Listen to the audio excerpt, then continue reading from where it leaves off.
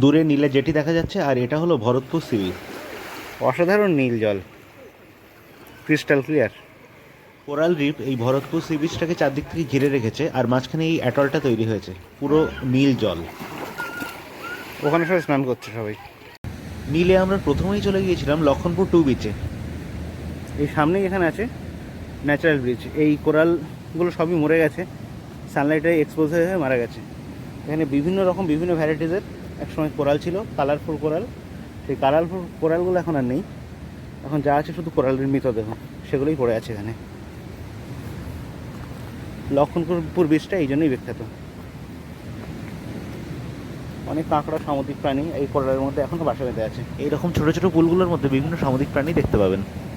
Structure কি সুন্দর। এটা ছিল ব্রেন কোরাল।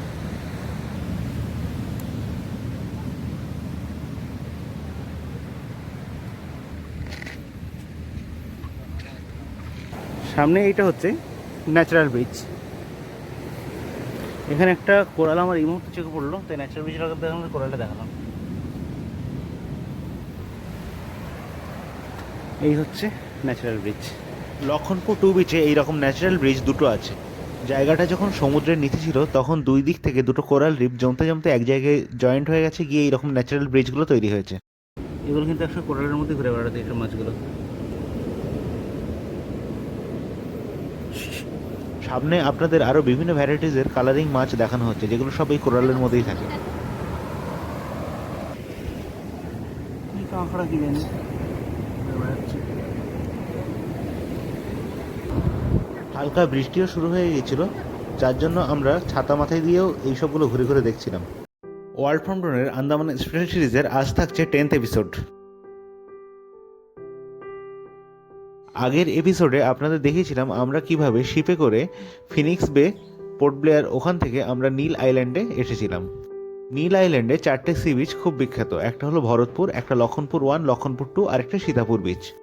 আমাদের রিসর্টটা ভরতপুর সি বিচের একদম পাশেই। ভিডিওর প্রথমেই আপনাদের ভরতপুর সি বিচটা দেখিয়েছি, ওটা একটা অ্যাটল যা চারদিক থেকে কোরাল রিফ দিয়ে ঘেরা আছে। ভরতপুর সি বিচে স্কুবা ডাইভিংয়ের ব্যবস্থা আছে, ওখানে কিছুক্ষণ এক্সপ্লোর করে আমরা বেরিয়ে পড়লাম আমাদের প্রথম ডেস্টিনেশন লক্ষণপুর 2 সি বিচে। লক্ষণপুর 2 সি বিচে অনেকগুলো ন্যাচারাল আর্চ ব্রিজ আছে, যেগুলো কোরাল রিফ জমে জমে তৈরি হয়েছে সমুদ্রের নিচে থাকার সময় জায়গাটা।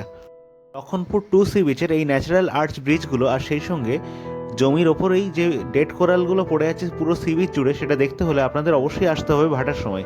জোয়ারের সময় জায়গাটা পুরোটাই জলের তলায় চলে যায়। লক্ষণপুর 2 সি বিচে আসতে হলে তাই অবশ্যই জোয়ার ভাটার সময় জেনে নিয়ে আসবেন। আর সেই সঙ্গে দেখতে পাবেন ভাটার সময় যখন লো টাইড থাকবে সেই সময় বিভিন্ন ছোট ছোট পুল তৈরি হয় পুরো সি বিচ জুড়ে। সেই পুলগুলোর মধ্যে বিভিন্ন ধরনের কালারিং সামুদ্রিক মাছ, সামুদ্রিক প্রাণী দেখতে পাবেন।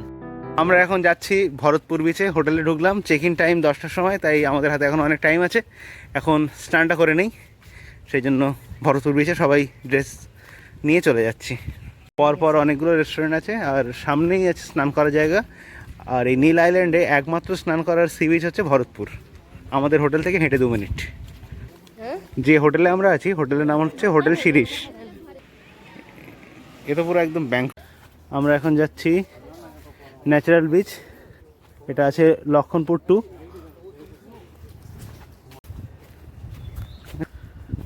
আমরা এখন যাচ্ছি লক্ষণপুর 2 বিচে। এখানে একটা দেখার জিনিস আছে ন্যাচারাল ব্রিজ, সেটা ভাটার সময় পুরোপুরি দেখা যায়, জোয়ারের সময় জলের তলে চলে যায়। আর এখানে সমুদ্রের পুরো তট বরাবর প্রচুর পরিমাণে কোরাল দেখা যায় বিভিন্ন রকমের। এখন ভাটার সময় লো টাইড, এই সময়টাই দেখার উপযুক্ত সময়। আর ন্যাচারাল ব্রিজ চলুন দেখি। এটাই হচ্ছে লক্ষণপুর 2 বিচ, সামনেই আছে ন্যাচারাল ব্রিজ। পুরো সি বিচটা কোরাল রিফে ভর্তি, ভাটা হয়ে গেছে, জল নেমে গেছে, কোরাল রিফ বেরিয়ে এসছে, পুরো ক্ষয়ে বেরিয়ে গেছে সব।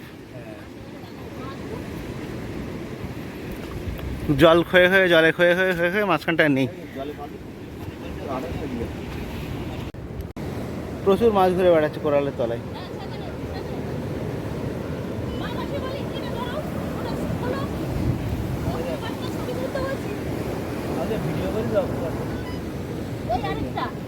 কই অক্টোপাস? জলের তলায় অক্টোপাস। অক্টোপাস না দেখা যাচ্ছে। এই যে এই ধরে ওই যে দুটো শুট অক্টোবর ওটা অক্টোবর চলো আমার ব্যাটারি ফুরিয়ে গেছে।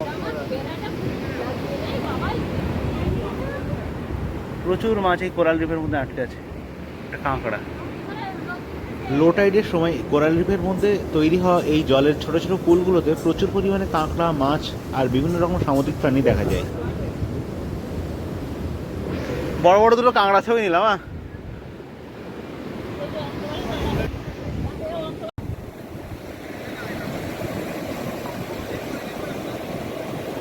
এটাই হলো লক্ষণপুর বিচ।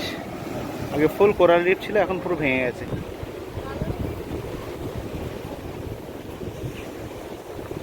আমরা দূরের দিকে হেঁটে যাচ্ছিলাম, ওই দিকে আরও একটা এইরকম ন্যাচারাল বিচ আছে। এর নাম হচ্ছে ব্রেন কোরাল।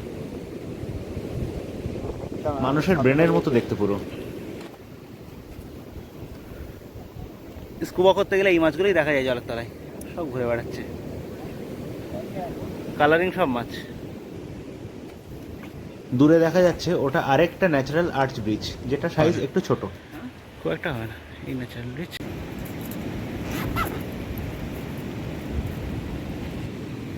দিদা খোকা মানুষের মাথার মতো কোরালের ফটো তুলে। এইগুলো আরও এক ধরনের স্টারফিশ, যেগুলো দেখুন হেঁটে বেড়াচ্ছে কিভাবে জলের নিচ দিয়ে।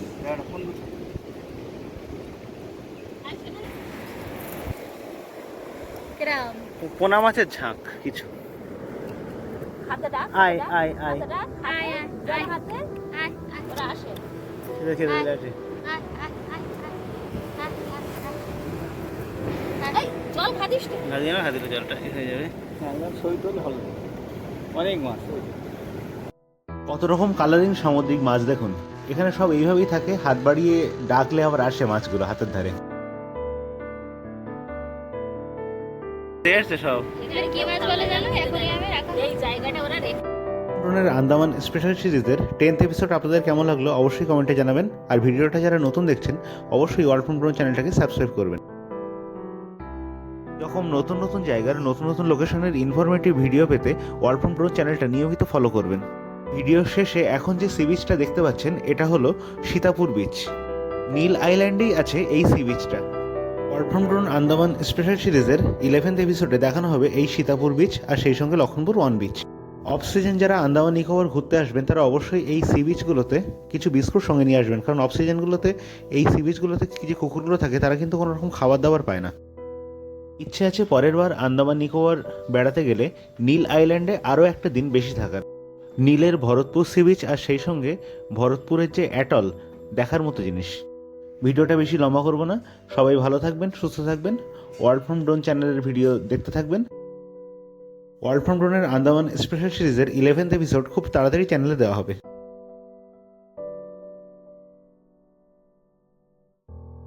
সবার কাছ থেকে আরও একবার বিদায় নিয়ে ভিডিওটা এখানেই শেষ করলাম। টাটা।